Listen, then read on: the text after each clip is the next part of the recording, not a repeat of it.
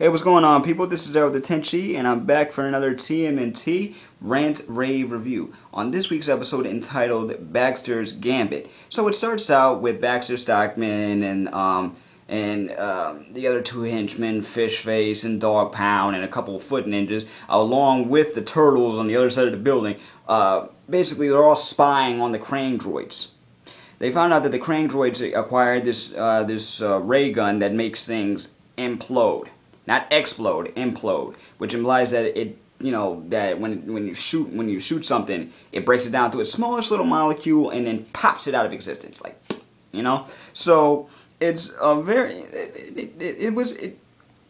it's basically a very short very short fight scene. But the main focus actually is on Baxter. Because Baxter is basically, he's not a henchman. He's not legitimately working for Shredder. He's a captive. We all know that. So he's basically lucky to be alive at this point, and they remind him of this. You know what I'm saying? He tries to take charge, acting like he's a big man, but they let him know real quick, man, you're lucky to be alive right now. So you might want to be thanking us. You know what I'm saying? So thank us and follow our lead and things like that, right? But you don't want you don't want to hear that. Let's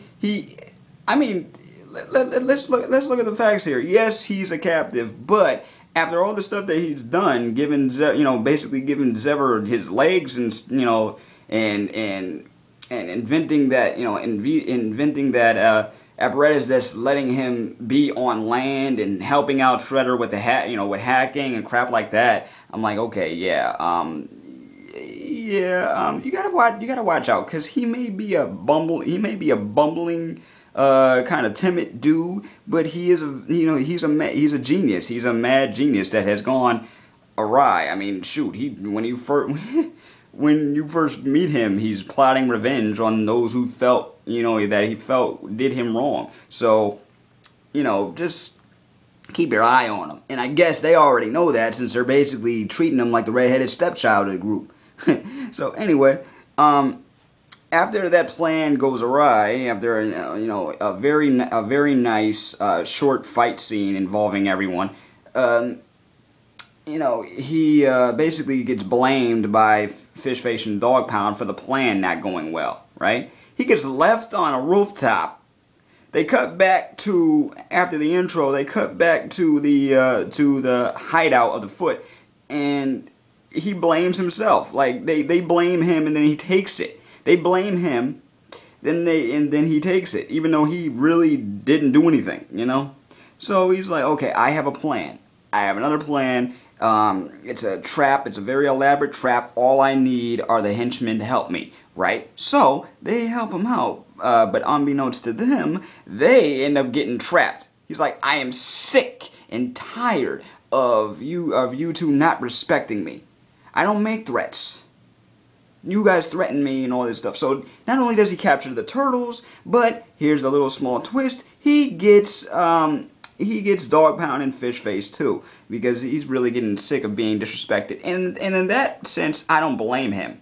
But other than that, he's not a supervillain. Even though he's acting like he's crazy and he's off his rocker, which is true. He is not. He ain't no Dr. Doom. He ain't no Shredder. So I don't know what the heck he thinks he's gonna do.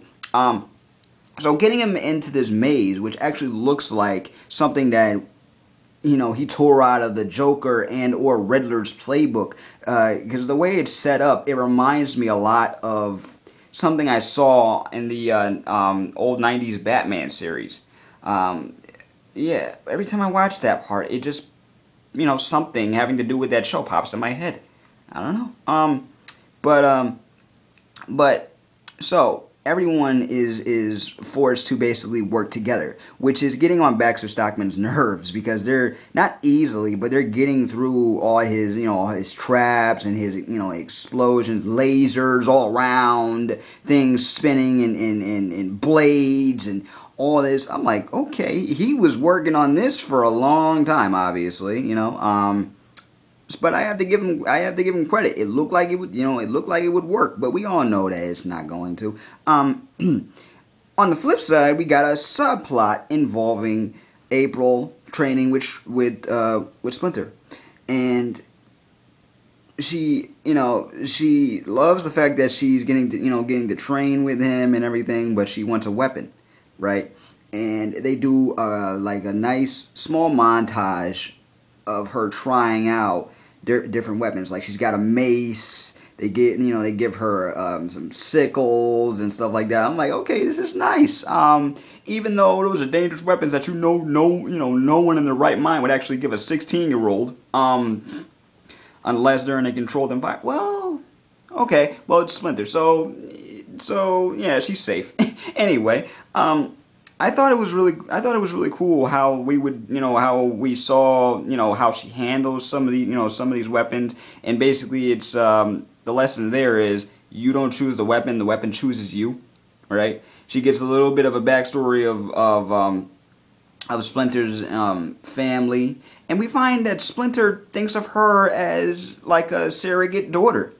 Much like the Turtles are his sons, he is starting to think of April as a surrogate daughter. So it's that was very sweet, which is why when he actually gives her her weapon, and I'm not going to give away what that is if you haven't seen the episode, it fits. It's very nice. It's something that we've seen before, especially if you've seen things like Avatar, Last Airbender, and in martial arts films, and it really fits her character. She's in her case, she's becoming very reliable, graceful, and also someone that in the future you probably do not want to mess with.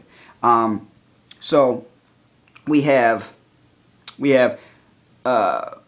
foes working together. We got enemies working with enemies against a common enemy, and they are trying to get out. We also have growth as a future Konoichi. So it's a very very nice episode. Easy to get what's going on. Now I'd love to see how she fares against like a sparring match against one of the Turtles. I'm just saying, maybe in the future we could actually see all of them train together at once. I know that she's not exactly at their level at this point because they've been training for years and she just basically started.